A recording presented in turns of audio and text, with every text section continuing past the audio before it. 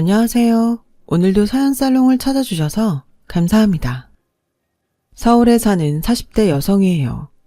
TV에서 그러는데 한국인을 가장 많이 울리는 단어가 엄마라고 하더군요. 그건 아마도 자식에 대한 엄마들의 헌신적인 사랑 때문이 아닌가 생각해요. 한편으로는 엄마한테 자식으로서 잘 해드리지 못한 죄스러움이 있어서 그런 건지도 모르겠고요. 저 역시도 엄마라는 단어만 들어도 목이 메이고 코끝이 찡해지곤 해요. 어쩌면 그건 어린 시절 제가 엄마한테 잘못했던 일 때문인지도 모르겠네요. 저희 엄마는 속칭 때밀이 아줌마 생활을 오래 하셨어요. 제가 초등학교에 들어가던 무렵 아빠가 사고로 돌아가시고부터 그 일을 시작하셨거든요. 저희 엄마도 처녀 때처럼 정장을 입고 출퇴근하고 싶으셨겠지만 애 딸린 경력 단절녀를 받아줄 회사는 어디에도 없었어요. 게다가 아빠가 돌아가시면서 빚을 남기고 가시는 바람에 당장 돈을 벌어야 했거든요. 그래서 때미는 일을 하게 된 거였죠. 지금은 새신사라는 명칭으로 불리지만 당시만 해도 때밀이 아줌마로 불렸을 만큼 그 직업을 바라보는 사람들 시선도 그리 좋지는 않았어요. 그러면 안 되는 걸 알면서도 저 역시 엄마의 직업을 창피해했었고요. 국민학교 5학년 때였는데 친구들이랑 공중 목욕탕에 간 적이 있어요. 목욕을 하러 갔다기보다는 커다란 냉탕에서 수영을 하러 간 셈이었죠. 지금은 상상하기 어렵겠지만 당시만 해도 그런 일들이 많았거든요. 동네에 새로 목욕탕이 생기면 다들 우르르 몰려가곤 했었으니까요.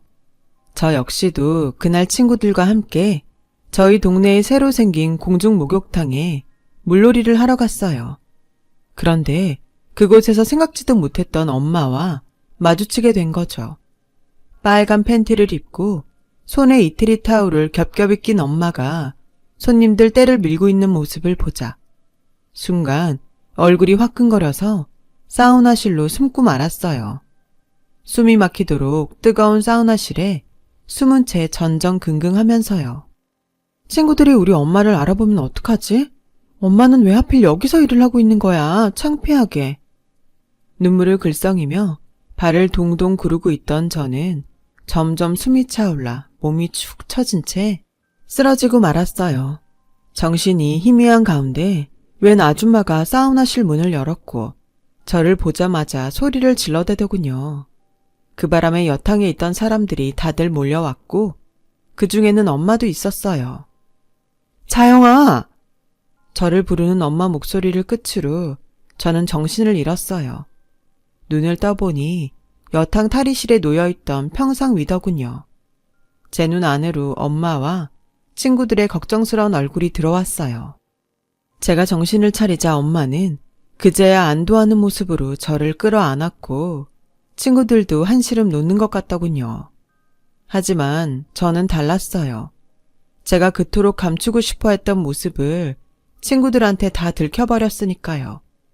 순간 서러움이 복받쳐서 나도 몰래 울음이 터져 나왔어요. 엄마는 그런 저를 꽉 껴안으며 괜찮아. 엄마 여기 있잖아. 우리 자영이가 놀랐구나. 제 마음도 모르고 엄마는 우는 저를 달래기 바쁘셨죠. 덩달아 친구들도 하마터면 큰일 날 뻔했다며 정신을 차려서 다행이라고 했고요. 저는 차라리 정신을 잃어버렸으면 더 나았을 거라고 생각했는데 말이죠.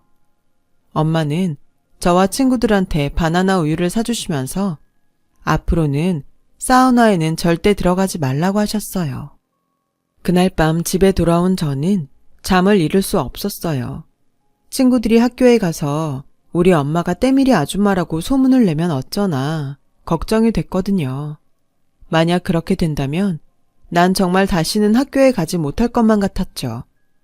하지만 다음 날도 그 다음 날도 아무런 일도 일어나지 않았어요. 친구들 중 누구도 저희 엄마 직업을 소문내지 않았거든요. 그렇게 무사히 국민학교를 졸업한 저는 다른 동네로 이사를 가는 바람에 친구들과는 다른 중학교에 입학하게 되었어요. 그리고 그곳에서 새로운 친구들을 사귀게 되었죠. 그렇게 그날의 일은 까맣게 잊고 지내던 어느 날이었어요. 새로 사귄 친구들과 함께 기말고사를 마치고 이대로 놀러 갔는데 그곳에서 국민학교 때 친구를 만났지 뭐예요. 개교 기념일이라서 엄마랑 옷 사러 나왔다고 하더라고요. 친구는 자기도 같이 끼어서 놀면 안 되겠냐고 묻더군요. 반가운 마음에 좋다고는 했는데 순간 그런 생각이 들지 뭐예요. 정원이가 내 친구들한테 우리 엄마 직업을 말하면 어떡하지? 그 생각이 들고 나니 긴장이 돼서 좀처럼 즐길 수가 없었어요. 댕기에 가서 곱창끈을 사고 삐삐네 들러 떡볶이랑 순대도 먹었는데 하도 긴장이 돼서 그런지 떡볶이가 입으로 들어가는지 코로 들어가는지 모르겠더라고요. 그래서 빨리 집에 돌아가고 싶은 마음뿐이었어요. 그런 내 마음도 모르고 친구들은 신이 나서 이대 곳곳을 돌아다니며 아이 쇼핑을 해댔죠. 신발이랑 옷값이 중학생인 우리가 사기엔 비쌌거든요. 많이 걸어서 발바닥도 아프고 신경을 쓰느라 머리도 아파서 더는 못 걷겠다 싶을 즈음 친구들이 그만 집에 가자고 하더라고요. 그 말에 얼마나 기쁘던지. 우리가 탈 버스가 먼저 왔지만 친구 혼자만 두고 가기가 그래서 저는 중학교 친구들을 먼저 보내고 친구랑 둘이 버스 정류장에 남았어요. 그리곤 친구한테 솔직히 얘기했죠. 사실은 네가 친구들한테 우리 엄마 직업을 말할까봐 조마조마했어. 그러자 친구가 그러는 거예요. 예전에 너 목욕탕에서 쓰러졌던 날 말이야. 사실 그때 너희 엄마가 우리들한테 한 얘기가 있었어. 그날 엄마는 제 친구들한테 부탁을 했었다고 하더군요. 못난 엄마 때문에 딸의 가슴에 평생 상처 입히고 싶지 않다면서 오늘 여기서 있었던 일은 비밀로 해달라고 말이죠. 하도 간절히 부탁을 하셔서 친구들 누구도 학교에서 저희 엄마 직업 얘기를 꺼낼 수 없었다고 말이에요. 그러니까 앞으로도 그런 걱정은 안 해도 돼. 너희 엄마가 도둑질을 해서 번 돈으로 널 키우신 것도 아닌데 뭐가 그렇게 창피하니? 직업엔 귀천이 없다고 하잖아. 우리 엄마도 오빠 대학 등록금 대느라 파출 나가시는걸? 친구의 말을 듣고 보니 귀가 뜨겁게 달아올랐어요. 어른스러운 친구와 달리 철없는 제가 너무 한심하게 느껴졌거든요. 지금껏 엄마가 남의 떼를 밀고 번 돈으로 먹고 입고 살았으면서 그런 엄마의 직업은 창피하게 생각했다니 저도 참 이기적인 애였죠. 그날 이후 저는 더 이상 엄마의 직업을 창피해하지도 않았고 감추려 하지도 않았어요. 다른 사람들은 몰라도 저는 그러면 안 되니까요. 제가 이런 고민을 하는 동안 엄마라고 편했던 건 아니었나 봐요. 엄마도 처음엔 혹시 아는 사람이 볼까봐 창피해서 머리에 수건을 푹 뒤집어 쓰고 일을 했더라고요. 하지만 엄마를 찾는 손님들이 하나 둘 늘어가고 엄마가 일터를 옮길 때마다 버스까지 갈아타고 찾아와주는 손님을 보면서 당신의 일에 대한 자부심이 생기기 시작했다더군요. 칭찬은 고래도 춤추게 한다고 저희 엄마도 그런 셈이었죠. 엄마의 헌신 덕분에 저는 큰 어려움 없이 대학까지 무사히 졸업할 수 있었고 자라면서 딱히 돈 때문에 힘들었던 적도 없었어요. 하지만 하루 종일 힘쓰며 일을 해야 했던 엄마는 골병이 들어갔죠. 비 오는 날이면 온 몸이 쑤시고 뼈마디가 저린데도 혹여 제가 걱정을 할까봐 속으로 끙끙 앓으셨거든요. 하지만 속인다고 한 집에 사는 제가 그걸 몰랐겠어요. 그래서 취직해서 돈을 벌기 시작할 때부터 엄마한테 일을 그만두시라고 성화를 부리곤 했어요. 그럴 때마다 엄마는 아직은 은퇴할 만큼 힘에 부치진 않으시다며 고집을 피우셨죠. 그러면서 오히려 제 걱정을 하시지 뭐예요. 부모는 자식에게 아홉을 주고도 하나 못 준 걸 못내 아쉬워한다더니 어쩜 그 말이 이리도 꼭 맞는지 모르겠어요. 결국 저는 엄마의 고집을 꺾을 수 없었어요. 그런데 생각지도 않은 일로 엄마가 일을 그만둘 결심을 하게 되셨지 뭐예요. 그건 다름 아닌 제 결혼 때문이었어요. 6년간 사귀어온 남자와 결혼 승낙을 받으러 예비시댁을 찾았던 날이었어요. 아들을 통해 이미 저희 집 사정을 들은 어머님은 시종일관 못마땅한 표정이셨어요. 아버님만 아니라면 당장이라도 저를 집 밖으로 내쫓고 싶어하는 얼굴이더군요. 아니나 다를까 아버님께서 결혼을 찬성해 주시자 어머님이 반기를 들고 나오셨어요. 아니, 누구 맘대로 결혼을 허락해요? 당신만 승우 아빠예요. 나도 얘 엄마라고요. 난 이 결혼 반대예요. 결혼도 사는 정도가 비슷해야 나중에 뒤탈이 없는 법인데 세상에 때밀이하는 집안이랑 무슨 사돈을 해요. 주변에 창피해서 어떻게 얼굴을 드냐고요. 나요? 이날이 때까지 당신 말 거역한 적 없어요. 근데 이번엔 안 되겠네요. 아우 이 미친놈아. 엄마가 너더러 대기업 총수 딸을 데려오라디? 판검사 딸을 데려오라디? 그저 멀쩡한 집안에서 제대로 교육받은 애 데려오랬더니 그게 그렇게 어려워서 이 애미 속을 찢어놔? 네가 그러고도 자식이냐? 암튼 난 이 결혼 절대 못 시키니까 정하려거든 나 죽고 난 다음에나 하든가 마음대로 해. 어머님의 반대로 일단 결혼은 보류하기로 했어요. 집에 돌아와 엄마한테는 엄마의 직업 이야기는 뺀 채 어머님이 반대를 하셔서 당장 결혼은 어렵겠다는 말만 했어요. 그랬더니 엄마가 그러시는 거예요. 혹시 나 때문이니? 엄마가 때미는 일 하는 것 때문에 그런 거야? 그런 거라면 엄마가 일 그만둘게. 그동안 모은 돈도 있고 조그마한 카페라도 차리면 되니까. 그러니까 너무 걱정 마. 엄마가 사부인 찾아뵙고 얘기 잘 해줄 테니까. 우리 딸 엄마 믿지?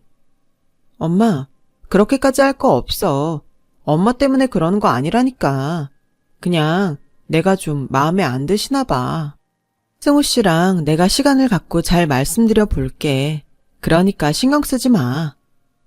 하지만 이런 만류에도 불구하고 엄마는 어머님께 연락해 일간 찾아뵙겠다고 약속을 잡으셨어요. 지금껏 당신 일에 자부심을 가지고 살아온 엄마가 자식 혼사 앞에서 고개를 숙이신 거죠. 그런데 아무리 생각해도 엄마한테 이렇게까지 하면서 결혼을 해야 한다는 게 못내 내키지 않더라고요. 그래서 회사에 반차를 내고 엄마와 어머님이 만나기로 한 장소에 갔어요. 가보니 예상대로 엄마는 고개를 숙인 채 어머님 앞에서 부탁을 하고 계시더라고요. 비록 험한 일을 하며 딸을 키웠지만 남들 못지않게 입히고 가르친 딸이니 딸아이만 보고 판단을 해달라고요. 그랬더니 어머님이 대뜸 그러시는 거예요. 정 그렇게 이혼사를 치르고 싶다면 좋아요. 대신 오늘부로 당장 그 일 그만두세요. 내가 창피해서 얼굴을 들고 다닐 수가 있어야지. 그만둔다고 약속하면 허락할게요. 어때요? 그만둘 수 있어요? 그 말에 피가 거꾸로 솟더군요. 그래서 참다 못해 나섰어요. 때미는 일이 뭐가 어때서요? 어머님은 때도 안 밀고 사세요. 저희 엄마요. 이 일에 자부심 느끼며 사시는 분이에요. 어머님이 몰라서 그러시나 본데 엄청 유명한 분들도 저희 엄마 따라서 목욕탕 옮기시고 그래요. 그 정도로 인정받고 계신 분이라고요. 한 분야에서 남들한테 인정받는 게 얼마나 힘든 일인지 아세요? 그런데 그런 엄마한테 일을 뺏는다니 너무 가혹한 거 아닌가요? 저희 엄마가 어떻게 일을 해왔는지 한 번이라도 보셨다면 어머님도 그런 말씀 안 하실 거예요.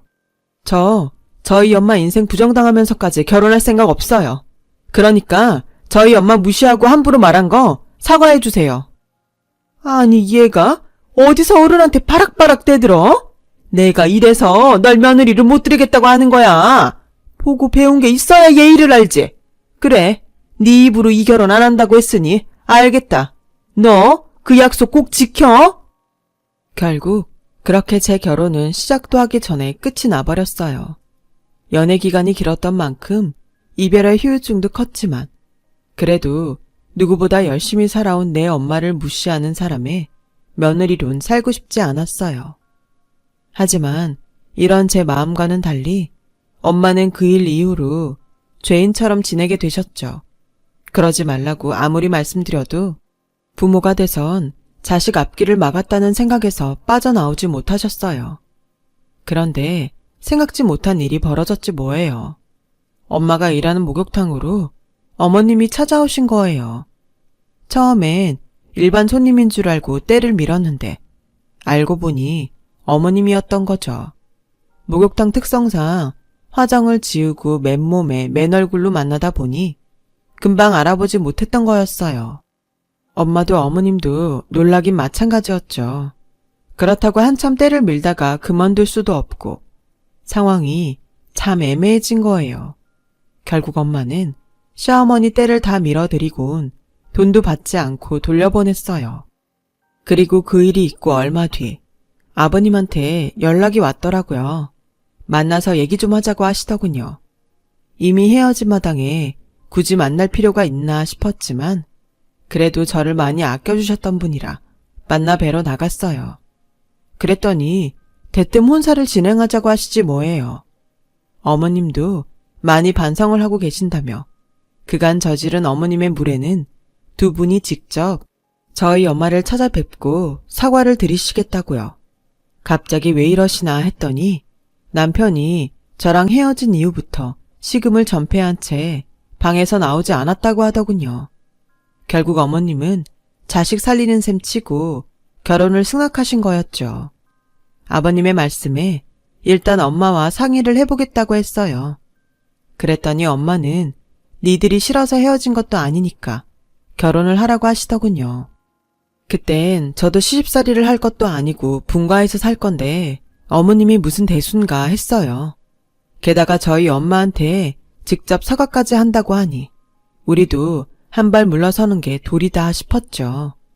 상견례도 하기 전에 시부모님은 저희 엄마를 만나 사과를 하셨어요. 지난번 일은 제가 사과드립니다. 그리고 그 일 그만두시지 마세요. 제가 경솔했습니다. 어머님은 연신 고개를 숙이며 저희 엄마한테 사과를 하셨어요. 아버님은 다시는 이런 일로 저와 엄마한테 상처 주는 일 없게 하겠다고 약속을 해주셨고요. 말도 많고 탈도 많은 가운데 결혼한 우리 부부는 언제 그런 일이 있었냐 싶을 정도로 별 탈 없이 신혼생활을 보내게 되었어요. 그런데 사람이 어디 그리 쉽게 변하나요? 아무리 아버님이 옆에서 어머님 단속을 하신다지만 개벌은 남 못 준다고 어머님은 아버님 눈을 피해 툭 하면 제 친정 흉을 보셨어요. 네 집에선 그렇게 하는지 몰라도 우리 집은 다르다. 음식도 격이 있는 거야. 네 엄마는 그런 것도 하나 안 가르치고 그가 뭘 했다니. 제가 만드는 음식 하나하나 트집을 잡으며 친정 탓을 하기 일쑤였고 넌 옷차림이 그게 뭐니? 아무리 니들 부부만 사는 집이라지만 그래도 최소한의 격식은 차려야지. 어떻게 집에서 끝나시에 엉덩이가 다 보일 정도로 짧은 바지를 입니? 창피한 줄을 알아야지. 니네 친정에도 이러고 살았니? 한여름에 느닷없이 찾아오셔선 제 옷차림 타박을 하셨어요. 그리고 모든 게 다 친정 탓이었죠. 그땐 정말 제가 방귀만 뀌어도 친정 탓을 하곤 하셨어요. 처음엔 그 일로 상처도 많이 받고 눈물도 많이 흘렸지만 그러는 사이 저도 자식을 낳고 집안에서 나름 제 목소리에 힘도 들어가게 되자 더는 어머님한테 당하지만은 않았어요. 맞서서 할 말은 하게 되었죠. 가족은 태어나는 게 아니라 만들어지는 거라고. 지난 10년 동안 우여곡절을 겪어낸 저는 그제야 나도 이 집안의 가족이 되었구나 싶었죠. 그런데 결혼 10주년을 앞두고 그런 제 생각이 산산조각이 났지 뭐예요. 그간 제가 몰랐던 일이 수면 위로 떠올라 버렸거든요. 이번에도 역시나 화근은 어머님이었어요. 그날 저는 엄마랑 단판을 지으러 엄마가 일하는 사우나를 찾아간 참이었어요. 환갑도 넘은 엄마가 여전히 일을 하시는 게 걱정이 돼서 그만두시라고 그렇게 말을 하는데도 들은 척도 안 하시길래 사장님께 직접 부탁을 드리려고 간 거였죠. 그런데 가보니 엄마가 몸이 안 좋아서 오늘은 안 나오신다고 하더라고요. 그래서 바로 나오려는데 사장님이 저를 붙잡고 얘기 좀 하자시더군요. 차라리 잘 됐다 싶어 이참에 엄마 일 문제를 상의드리려고 했는데 글쎄 황당한 얘기를 하시더라고요. 네? 저희 엄마가 돈 때문에 계속 일을 하는 거라고요? 그럴 리가요. 그동안 모아두신 돈도 꽤 되는데? 그게 말이야, 사실은 내가 이런 말을 해도 되는지 모르겠는데 실은 그 돈 그쪽 시어머니한테 빌려주고 없어. 빌려주기만 했나. 하도 급하다길래 집담보로 대출까지 받아줬는데 1년이 다 되도록 은행 대출이자는커녕 빌려간 돈도 안 주고 배째라식으로 나온다지 뭐야. 사돈만 아니면 바로 고소하는 건데 딸이 걸린 일이니 어쩌겠어. 벙어리 냉가슴 앓는 심정으로 죽어라 벌어서 맞고 있는 거지. 이참에 시어머니한테 돈 좀 갚으라고 얘기해봐. 딸이 돼선 늙은 친정엄마 골병 들어 죽게 할 거야. 이런 사정이 있는 줄은 정말 꿈에도 몰랐어요. 그런데 이게 다가 아니더라고요. 그뿐인 줄 알아? 툭 하면 찾아와선 때 밀어달라, 마사지 해달라. 얼마나 뻔뻔한 줄 몰라. 내가 돈이라도 내고 그러면 말도 안 해. 매번 돈 낼 때 되면 사돈 고마워요. 요지를 하고 쌩하니 간다니까. 아우, 있는 것들이 더하다고. 아주 천벌받을 인간이야. 사장님 말을 듣고 있자니 기가 막혀서 말이 안 나오더라고요. 남의 떼나 밀고 산다고 무시할 때는 언제고 그 고생해서 번 돈까지 떼먹는 것도 모자라 공짜 떼까지 밀고 갔다니 쓰레기도 이런 쓰레기가 없더라고요. 그래서 그 길로 시댁에 찾아갔어요. 남편도 시댁으로 오라고 호출했고요. 가보니 어머님이 막 외출을 하려고 옷을 차려입고 계시더군요. 마침 잘 왔다. 요 며칠 사업차 골프를 쳤더니 근육이 놀랐나 몸이 찌뿌둥하구나. 사우나 가서 몸 좀 풀고 올 테니 네 시아버지 저녁 좀 차려들어라. 은퇴한 영감 매 끼니 밥 차려 먹이는 것도 일이다. 그럼 부탁 좀 하마. 평생 집에서 살림만 하시던 분이 환갑도 넘긴 나이에 갑자기 사업이요. 그 돈은 어디서 났는데요? 어머, 얘 말하는 것 좀 봐. 돈이 어디서 나든 네가 무슨 상관이야. 말하는 뽐새하군. 네가 그러니까 가정교육 못 받았단 소리를 하는 거야. 버르장머리 없는 것 같으니라고? 어머님은 그렇게 가정교육 잘 받으셔서 평생 힘들게 모은 사돈 돈 먹튀하셨어요? 거기다 하나뿐인 집도 은행에 담보 잡혀놓곤 이자도 한 번 안 주고 안면 몰수하셨냐고요. 그래놓곤 뻔뻔하게 공짜로 때까지 밀게 하셨다면서요. 그러고도 어머님이 사람이에요? 툭하면 가정교육 운운하시는데요. 그러는 어머님 댁에서 가정교육 그따위를 시키나 보죠? 저요, 이번 일 그냥 못 넘겨요. 당장 우리 엄마 노후자금 돌려주세요. 집 담보로 대출까지 받은 거 당장 해결하지 않으면 고소 진행할 겁니다. 그리고 그동안 저희 엄마 직장에 찾아와서 공짜로 떼밀고 간 거 그것도 한 푼 빼지 말고 당장 다 갚으세요. 말년에 철창 신세 지고 싶지 않으면요.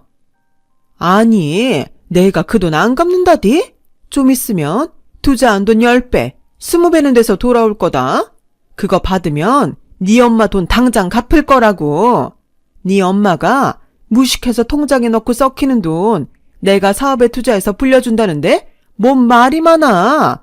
고맙다고 엎드려 절을 못할 망정 어디서 고개 빳빳이 들고 덤벼. 네 엄마가 그리 가르치디? 그때였어요. 당신 그 입 다물지 못해. 하다 사부인 돈까지 손댄 주제에 뭘 잘했다고 큰 소리야. 어른이면 어른 노릇을 해야지. 어떻게 환갑이 넘도록 그 모양이야.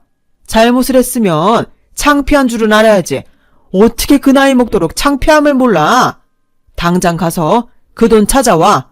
안 사돈 돈 다 돌려드리고 무릎 꿇고 사과하라고. 안 그럼 내 집에서 쫓겨날 줄 알아. 아우, 그깟 돈 받아다 주면 될 거 아니에요. 더럽고 치사해서 원. 어머님은 큰 소리치며 돈 찾아오겠다고 나가셨어요.